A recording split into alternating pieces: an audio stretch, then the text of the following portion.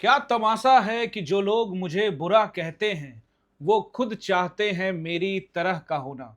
नमस्कार दोस्तों, सिने स्टॉक्स के एक और लर्निंग वीडियो में आप सभी का बहुत बहुत स्वागत है। तो आज देखेंगे भारतीय बाजार को। तो बैंक निफ्टी 122 पॉइंट डाउन है, निफ्टी 4 पॉइंट डाउन है, सेंसेक्स जिसकी आज वीकली एक्सपायरी थी ये भी लगभग फ्लैट है, 135 पॉइंट डाउन है। और 6 दिनों से, पिछले 6 दिनों से जो बाजार के हालात है, क्लोजिंग एरिया है जहां बाजार क्लोज हो रहा है वो सेम है। आप 6 दिन के वनडे टाइम फ्रेम में निफ्टी के कैंडल को देखिए तो आपको पता लग जाएगा कि जो क्लोजिंग एरिया है वो मुश्किल से मुश्किल 10-15 पॉइंट का अंतर होगा। पिछले 6 दिनों से बाजार एक ही जगह पर क्लोज हो रहा है। और दूसरी बात, यहां पर नीचे बायर्स अपना इंटरेस्ट तो दिखाते हैं लेकिन हिम्मत नहीं दिखा पाते। जब हिम्मत की बात आती है तो फिर वो कदम पीछे खींच लेते हैं और सेलर्स वापस से बाजार में आ जाते हैं। तो अब पिछले 6-7 दिनों के कैंडल को देखने के बाद ये कहना बड़ा मुश्किल है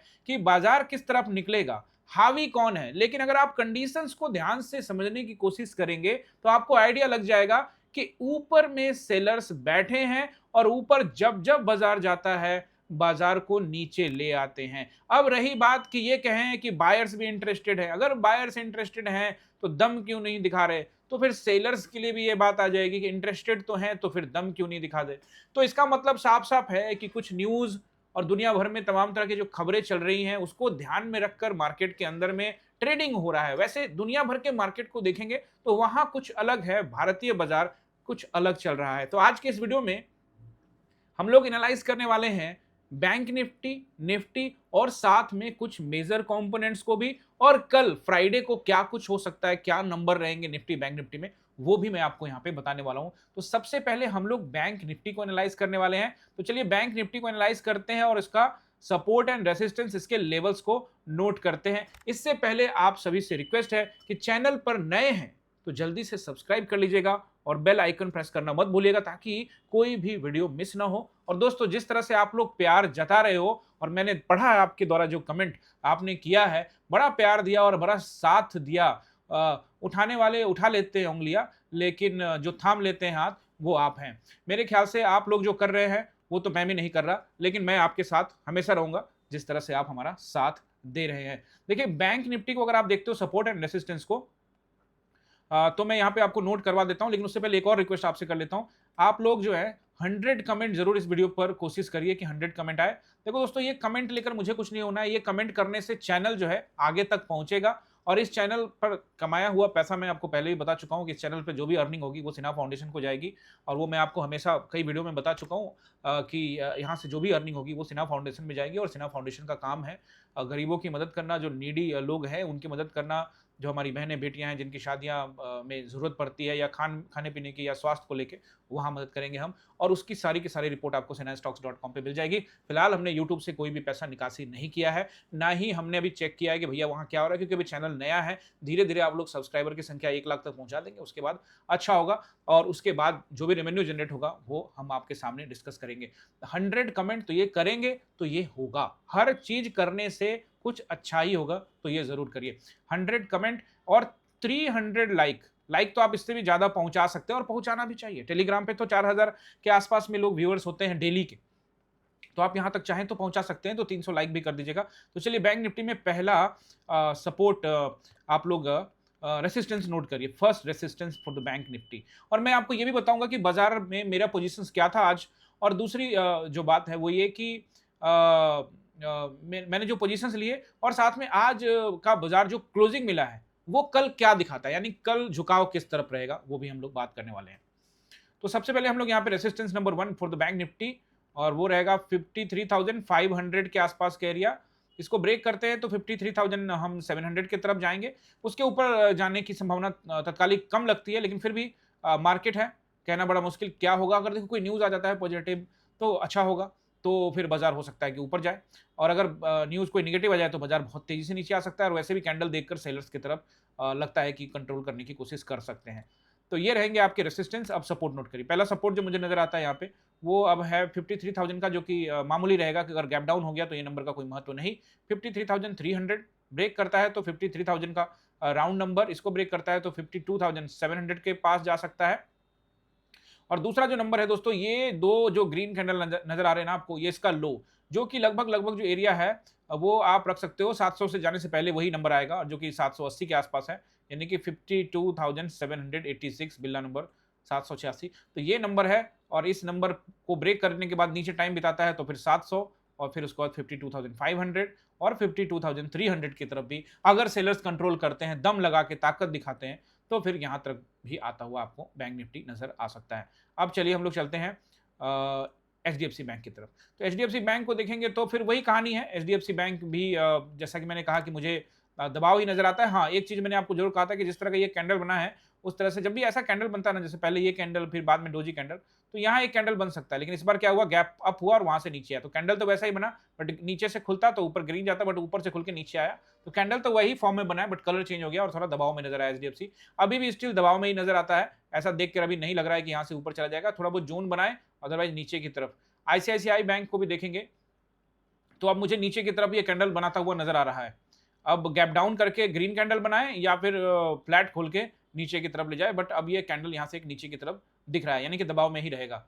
रिलायंस को देखते हैं, तो रिलायंस को लेकर मैंने आपको कल भी कहा था कि कैंडल बड़ा अच्छा बन चुका है, लेकिन 1360 एक अच्छा रेसिस्टेंस साबित हो सकता है। आज गैप अप किया और वहीं से सीधे नीचे लेकर आए, बिल्कुल निफ्टी की तरह ही। और जो कैंडल बनाया है वो बहुत बियरिश कैंडल है, जो कि डार्क क्लाउड कवर, और ये क्लियर डार्क क्लाउड कवर है। अगर आप इसे गूगल करोगे, मैं आपको एक बार करके भी जरूर दिखाता हूं, dark cloud cover candle stick आप देखेंगे तो यहां पर आपको क्लियर नजर आ जाएगा। ये देखिए, बिल्कुल डार्क क्लाउड कवर कैंडल जो है यहाँ पे, इसमें आपको नजर आएगा। कई तरह के कैंडल होते हैं, बट मैं आपको यहाँ पे डार्क क्लाउड कवर दिखाने वाला हूँ।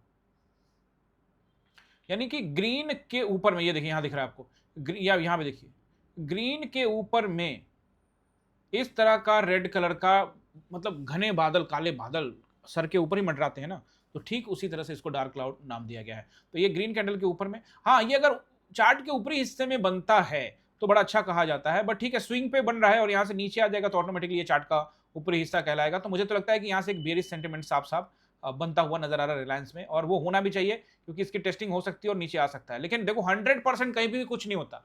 नियम ये कहता है किसी भी कैंडल स्टिक्स को जब आप देखते हो, जैसे कि डार्क क्लाउड कवर को देख रहे हो, तो इसके नीचे पहले क्लोजिंग देगा, उसके बाद एंट्री होती है। अभी क्लोजिंग दिया नहीं, तो ये डार्क क्लाउड कवर बना है, नीचे जाएगा कि नहीं जाएगा ये कोई भी नहीं कह सकता। हाँ, इससे आपको तत्कालिक रूप से सेंटिमेंट पता लग सकता है कि हाँ, कि चांसेस आर वेरी हाई कि मार्केट जो है नीचे की तरफ जा सकता है, यानी कि जो भी कंपोनेंट है वो जिसमें ये कैंडल बना है वो नीचे की तरफ झुकाव रहेगा। वन डे टाइम फ्रेम में बना है तो और ज़्यादा दबाव नजर आ सकता है। और इसको भी देखकर, एक्सिस बैंक को भी देखकर मुझे नीचे की तरफ एक कैंडल नजर आता है, यानी कि यहाँ से यहाँ का एक कैंडल, जो कि अब रेड हो या ग्रीन हो, वो मार्केट को तय करना है। एसबीआई को लेकर मैं आपको पहले भी कह चुका था कि मुझे तो एसबीआई जो है, अभी फिलहाल एसबीआई जो है वो दबाव में नजर आता है। एसबीआई जो है वो दबाव में नजर आता है, और अभी भी मुझे ये दबाव में नजर आ रहा है। जब तक कि देखो, मुझे लगता है कि ये एक बार टेस्टिंग करने का जरूर सोचेगा 900 के आसपास या 860 के आसपास। लेट्स सी, देखते हैं क्या होता है, हमें आइडिया नहीं है, लेकिन चार्ट को देखते हैं तो फिर ऐसा लगता है कि थोड़ा सा कोशिश एक बार नीचे करेगा जरूर, प्रॉफिट बुकिंग थोड़ी और आ सकती है।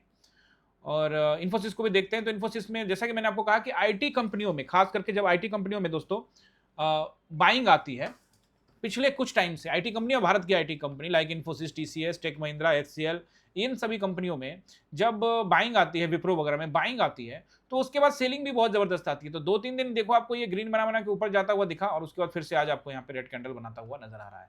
तो ऐसे में एफआईआईस को भी लेकर मैं आपको ये कहना चाहूंगा कि अगर एफआईआईस किसी कभी पोजीशंस बनाते हुए नजर आए, यानी कि बाइंग करते हुए नजर आए, प्लस में नजर आए, तो चांसेस आर वेरी हाई कि आने वाले 2-3 दिनों में, एक सप्ताह के अंदर में कुछ बड़ा खेल वो खेलते हैं। पिछले 2.5 साल का डेटा तो यही कहता है। 2.5 साल से पहले चीजें कुछ अलग थी, एफआईआई लगातार बाइंग कर रहे थे, लेकिन गवर्नमेंट के कुछ पॉलिसीज की वजह से शायद वो नाराज चल रहे हैं, वापिस आएंगे तो होगा। अभी फिलहाल वो दक्षिण कोरिया और जापान के मार्केट में बिजी है। तो ये हो गया आपका कुछ major components. Let's move towards the Nifty. Nifty को अगर आप देखते हो तो दोस्तों, मैं आपको वन डे टाइम फ्रेम में कैंडल ऑलरेडी समझा चुका हूं, बता चुका हूं, तो अब मैं इसको दोबारा बताऊं उससे पहले चलते हैं हम लोग 5 मिनट के टाइम फ्रेम में। और 5 मिनट के टाइम फ्रेम में जाकर हम लोग देखने वाले हैं कि मेरे पोजीशंस आज क्या थे।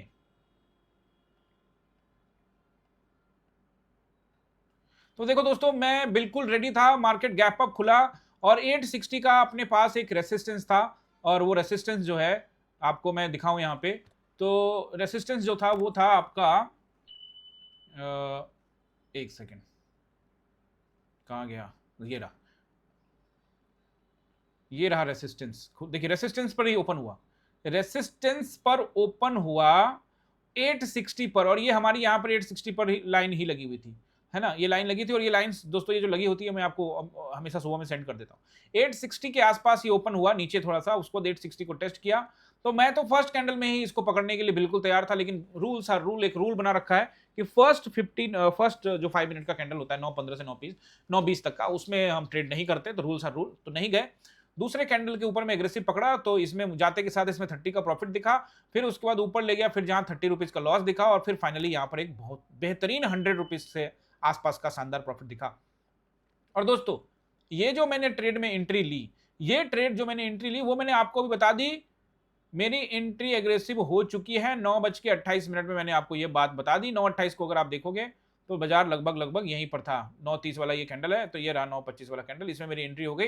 अगर आपने भी वो एंट्री की होगी तो आप अगर डरे नहीं होंगे, अगर आप डर गए होंगे 3 ग्रीन कैंडल देख के, अगर आप ये कैंडल वैंडल देख के डर जाते हो, लेवल्स नहीं देखते, तो अभी आपको बहुत कुछ सीखने समझने की जरूरत है। तो आप बने रहिए चैनल पे।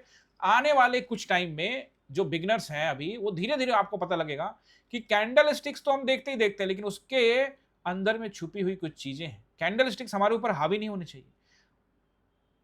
एक एक ग्रीन कैंडल बनता हुआ और आप पुट में बैठे हो तो ये आप पर हावी होगा, और जैसे जैसे ये ग्रीन बनेगा आप इस कैंडल को भी देखेंगे, और फिर अपने मोबाइल या फिर लैपटॉप, जिस पर भी कंप्यूटर पे आपने जो ट्रेड ले रखा है, उसके प्रॉफिट एंड लॉस पीएनएल को भी देखेंगे। वो आपको हैक कर लेगा, याद रख लेना। पीएनएल देखने का नहीं, पीएनएल को देखकर कुछ नहीं कर सकते आप, क्योंकि वो आपके कंट्रोल में नहीं है। और अगर आपको लगता है कि जैसे मेरे को ग्रीन दिखेगा मैं काट दूंगा, दिखेगा निकाल दूंगा, तो फिर आप ट्रेडर नहीं है। आपको बस ये ध्यान रखनी चाहिए कि मेरी एंट्री यहां हो गई, यहां से यहां गया तो मेरा स्टॉप लॉस है, यहां से यहां आया तो मैं टारगेट लेने वाला हूं। ये बड़ा इंपॉर्टेंट है। हाँ ठीक है, अगर आपका टारगेट 100 पॉइंट का है और 90 पॉइंट पर आपको मन कर रहा है तो वो ठीक है, कोई दिक्कत नहीं है, चलेगा, वो कोई इश्यू नहीं है। 10 पॉइंट पहले निकाल लिया आपने, कि आपने सोचा था कि यहाँ पे 10 पॉइंट ऊपर नीचे हो रहा है, तो आप 100 की जगह 90 रुपए ले लो, कोई दिक्कत नहीं, चलेगा, ये चलेगा, ये प्रैक्टिकल है। लेकिन दोस्तों जब आप अपने स्टॉप लॉस को लेकर रिजिड रहो, वहां पर कोई चेंजेस नहीं होने चाहिए। स्टॉप लॉस का मतलब स्टॉप लॉस कोई ट्रेल नहीं, कोई कुछ नहीं, काट दो, फिर दोबारा मौका बाजार हमेशा देता है। उसके बाद उछाल के बाद बहुत तेज बाजार नीचे आया, और मैं आपको यहाँ पे वो ट्रेड भी आपको दिखा देता हूँ। ये मेरी एग्रेसिव एंट्री हो गई है और ये मैंने आपको बता दी। और यहाँ पर आप देख सकते हो 140 लोगों ने लाइक किया और 25 लोगों ने डिसलाइक भी किया है, क्योंकि कल का असर होगा। कल मेरी एंट्री हो गई थी और बाजार ऊपर चला गया था, तो लोग फंस गए होंगे, क्योंकि होता रहता है बाजार में दोस्तों, ऊपर नीचे दोनों होता रहता है, लेकिन माइंडसेट को समझना बहुत इंपॉर्टेंट है। और अब मैं आपको यहाँ पे अपना वो ट्रेड दिखा देता हूँ। शानदार ट्रेड था दोस्तों, ये रहा पहला ट्रेड। और एग्रेसिव जाना होगा, एसएल भी बड़ा रखना होगा, ये सब कुछ मैं पहले बता दिया था। और अगर जिगर नहीं है तो फिर आप ट्रेडर नहीं है। निफ्टी 23,900 का पुट, ये 245 से 250 के भाव में लेने के लिए कहा था। 250 से इसकी जो गाड़ी खुली है, और वो गाड़ी फिर रुकी नहीं और गाड़ी चलती रही। 250 से लेकर 350 भी गए और उसके बाद और नीचे भी गई। खैर 100 पॉइंट के आसपास में यहाँ पर 70 से 80% बुक करने के लिए कहा। सेकंड ट्रेड में भी जो है सो दोस्तों 245 रुपए से गाड़ी शुरू हुई, और ये भी जो है 100 पॉइंट के आसपास में कैप्चर यहाँ पर भी हुआ, 100 प्लस पॉइंट, 245 से 345, यानी ये दोनों ट्रेड अच्छे चले। और फिर तीसरा ट्रेड भी था जो कि 265 से लेके 295 या 300 तक गया, यानी कि यहाँ भी 35 रुपए के आसपास में मिला। तो यानी कहने का मतलब हमने जो 3 ट्रेड किए वो तीनों अच्छे थे, और सब उछाल के ऊपर में हमने यहाँ पर अपनी एंट्री बनाई और बहुत अच्छा चला पोजीशन। अब सवाल ये उठता है दोस्तों कि बाजार में निचले स्तरों से खरीदारी होती है, ऊपरी स्तरों से बिकवाली होती है। ऐसे में आपको ये समझना बड़ा मुश्किल है। अब दोस्तों ये बात आप जरूर कह सकते हो कि मार्केट में नीचे से बाइंग हो रही है, ऊपर से सेलिंग हो रही है, ये तो सही है। लेकिन जैसे ही आपने कुछ अलग सोचा, डिफरेंट सोचने का कोशिश किया, यानी आपका अगर जो प्लान है उसमें अगर आप छेड़छाड़ करते हो तो आप वहां पर पिटने वाले हो। प्लान जो बनाया उसको एग्जीक्यूट करो, स्टॉप लॉस लगा लो। उसके विपरीत अगर बैठे रह गए तो मार्केट आपको अच्छा से धो सकता है, और उसके बाद फिर क्या करेगा, धोने के बाद फिर आपके पास कुछ बचेगा नहीं। तो प्लान करिए उसी हिसाब से, जितना कैपेसिटी आपकी हो, जितना झेल सकते हैं। तो मैंने तो रेसिस्टेंस देखा और उसके हिसाब से मैंने ट्रेड किया। कल भी दोस्तों वही सोच के एग्रेसिव ट्रेड में गए थे, क्योंकि कल के नीचे खुला था और मैं ये कर रहा था एक्सपेक्ट कि थोड़ा सा ऊपर जाएगा और वहां से डंप करेगा। तो मैं एक्सपेक्ट कर रहा था कि चलो ये लगभग 460 पे है और तेज कैंडल बनता है तो लगभग 500 के आसपास में जाएगा, 527 के आसपास में जाएगा और वहां से डंप करेगा। बट ये 527 से 540 तक भी गया और डंप भी किया वहां से, लेकिन ये डंपिंग पूरी नहीं हो पाई। पूरी नहीं होने की वजह से क्या होता है कि प्रॉफिट वो नहीं देख पाया, कॉस्ट टू कॉस्ट के आसपास में आया था, एवरेज के बाद थोड़ा सा प्रॉफिट दिखा था 10-15 रुपए, तो वो हमने लिया नहीं और फिर मार्केट ने ट्रैप किया और ऊपर चला गया। तो this is the part of market दोस्तों, but the market sentiment is down, और जब तक मार्केट सेंटिमेंट डाउन रहेगा मैं ऊपर के ट्रेड्स के लिए बिल्कुल भी फिलहाल नहीं देखने वाला। बहुत लोग जो नए हमारे इस यूट्यूब चैनल पे आए हैं तो उनके सवाल यही रहते हैं कि पुट साइड का ट्रेड रहता है, पुट का रहता है, तो वो बहुत नए हैं। अगर वो हमारे चैनल पे 4 साल 5.5 साल हो गए लगभग अब, तो अगर आप पुराने जाके ट्रेड्स को जाके देखोगे तो वहां आपको आइडिया लग जाएगा कि हम क्या ट्रेड करते थे और क्या नहीं करते थे। देखो मार्केट जब अच्छा चल रहा है ना, ऊपर का ट्रेंड, इसको कहते हैं ऊपर का ट्रेंड। अब मुझे किसी को समझाने की आवश्यकता नहीं है कि ये ऊपर का ट्रेंड है, ये डाउन ट्रेंड है, उसको बार बार मैं माथापच्ची करने वाला बिल्कुल नहीं।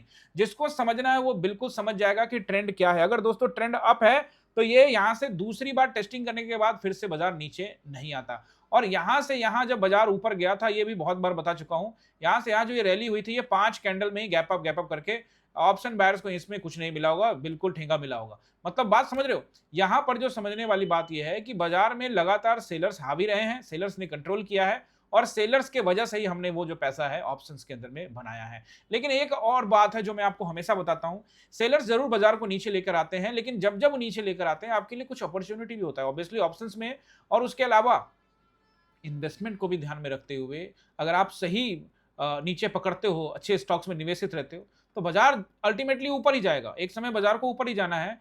ये बिल्कुल ना सोचे कि बाजार नीचे जाएगा। अगर बाजार को यहां से धक्का लग के 20,000 पे भी पहुंच जाता है तो फिर उसके बाद भी 2 साल 3 साल 4 साल बाद फिर से मार्केट 35,000 को भी क्रॉस करता हुआ नजर आएगा, और ऐसे स्थिति में आप निचले स्तरों पर खरीदारी करोगे तो आपको फायदा होगा। और बिल्कुल इस बात से घबराने की जरूरत नहीं है कि स्टॉक मार्केट में क्रैश हो रहा है, ये हो रहा है। This is the part of the stock market. इससे पहले कई क्रैशेस बाजार झेल चुका है, कई क्रैशेस सोना चांदी भी झेल चुके हैं। दुनिया भर के हर चीज महंगी होती है, सस्ता कुछ भी नहीं होता। सस्ता जो होता है, जो हो रहा है सस्ता, वो इंसानियत और जमीर हो रहा है, अदरवाइज सब कुछ महंगे ही हो रहे हैं। ओके दोस्तों, तो मैं आपको यहाँ पे सपोर्ट रेसिस्टेंस ऑफ निफ्टी का बता देता हूँ। और एक और दोस्तों बात आप सबसे कहना था कि देखिए दोस्तों, ऐसा है कि आप एक माइंड सेट को लेकर चलते हो। जैसे कि मैं आपको टेलीग्राम में क्या आपको बताया, एक माइंडसेट लेके चलते हो। जैसे मेरा एक माइंडसेट था कि सेलर्स ही हावी होने चाहिए थे, बावजूद बाजार 3 दिन तक आपको नजर आया होगा गैप डाउन होने के बाद थोड़ा सा ऊपर खींचा, लेकिन उसमें बायर्स नहीं है। बायर्स होने का मतलब ये है कि एक बार 860 को ब्रेक करेंगे। तो माइंडसेट एकदम से क्लियर है, और माइंडसेट से मैं डिस्ट्रैक्ट नहीं होता, इसलिए मैं कहा कि once distract can delay your dreams for years. तो मैं डिस्ट्रैक्ट नहीं होता, फर्क नहीं पड़ता मेरे को, एक दिन लॉस हो गया कोई फर्क नहीं पड़ता। इससे पहले भी बाजार दोस्तों ये ग्रीन ग्रीन कैंडल ही बनाया था, तो ये कल वाले ग्रीन में मुझे लॉस हुआ था, लेकिन इन दोनों ग्रीन में मुझे प्रॉफिट ही हुए थे, लॉस नहीं हुआ था। लेकिन क्योंकि मैं नीचे आया था फर्स्ट ट्रेड में, और दोनों दिन आपने देखा ग्रीन में नीचे पहले आया था, और वो दोनों दिन हमने अपना प्रॉफिट बुक कर लिया था। उसके बाद ज्यादा मैं दिमाग लगाता नहीं हूँ, प्रॉफिट बुक करता हूँ मार्केट को समझने के बाद। आज मैंने अपना प्रॉफिट्स को होल्ड किया, मार्केट अच्छा चला और मैं पूरे होल्डिंग किया, और उस पर मैंने आपको बता भी दिया कि माई टारगेट इज ब्लैंक, मैं ऑन हूं। और मैं आपको बीच बीच में संकेत देता रहा कि मैं उस ट्रेड में ऑन हूं, ताकि, और वो 100 पॉइंट पहुंचा, तब जाके वहां पर हमने 80% के आसपास में बुकिंग की। एक पॉइंट और मैंने आपको कहा ठीक 11:58 में ये कहा था कि एक रिजेक्शन पॉइंट है जो कि रहेगा 23,740, 23,740 टू 760। ये कमेंट्री की थी लगभग 12 बजे। तो एक बार फिर से हम 11:58, तो मैं यहां पर वापस से आ जाता हूं, यानी कि 11:58 अप्रोक्सीमेटली 12 o'clock। तो ये रहा आपका वो 12 o'clock का कैंडल, ये रहा 11:55। तो 11:55 का ये कैंडल है, और इसी कैंडल पर जब ये 58 हुआ तो मैंने आपको कहा कि ये एक रिजेक्शन पॉइंट है। कौन सा? 740। तो आपको यहां पे कहा, और यहां से बाजार कहां गया? इस कैंडल का हाई देखो 742, इसका हाई देखो 741, और इसका हाई देखो 740, और 740 से ही एग्जैक्ट ये 100 पॉइंट देकर गया है। 740 से 600, यहां से तो यहां 150 पॉइंट है, बट प्रीमियम में 100 पॉइंट के आसपास देखे गया, थोड़ा सा ज्यादा देखे गया। तो कहने का मतलब ये है कि ये सारा गेम ट्रस्ट का है, और ये बिल्कुल भी ना कहो कि आपके लिए पब्लिक ग्रुप में ट्रेड नहीं होता। ये क्या है? अब रिजेक्शन पॉइंट है और आपकी हिम्मत ही नहीं है रिजेक्शन पर जाने की, तो ये आपका समस्या, इसको आपको दूर करना पड़ेगा। और रही बात मेरी, तो मैं आपको पहले भी कहा कि जब जब उठती हैं उंगलियां मुझ पर, बाजार ढाल बनकर खड़ा हो जाता है। वैसे आप सब भी मेरे ढाल हैं, और आपके जो कमेंट पढ़े हैं ना, मैंने कमेंट तो आप लोगों ने कमाल कर दिया है, और जो सपोर्ट आपने दिखाया ना, दिल खुश हो गया मेरा, थैंक यू। ओके, तो चलिए हम इसको भी पोजीशंस वगैरह तो समझा ही दिया मैंने आपको, अब इसका भी सपोर्ट एंड रेसिस्टेंस नोट कीजिए। अच्छा, सपोर्ट एंड रेसिस्टेंस नोट करने के बाद मैं आपको झुकाव बताऊंगा, और फिर उसको एक्सचेंज निफ्टी को भी देखेंगे। टाइम हो रहा है 5:30 शाम के। अभी आप देखोगे हम हैं 23,660 के आसपास का एरिया, 650 के आसपास का एरिया में। पहला रेसिस्टेंस जो मुझे नजर आता है वो रहेगा 23,680, मामूली है अगर फ्लैट खुलता है तो, ठीक है। उसके अलावा जो अच्छा रहेगा वो रहेगा 23,727 से लेके 760, उसके बाद 800 और फिर 860 तक का रहेगा एरिया, जो कि आपको रेसिस्टेंस एरिया रहेगा। इन सभी जगहों से सेलिंग होती हुई आपको नजर आएगी, और जैसा कि आपने देखा आज भी 860 से सेलिंग होती नजर आई।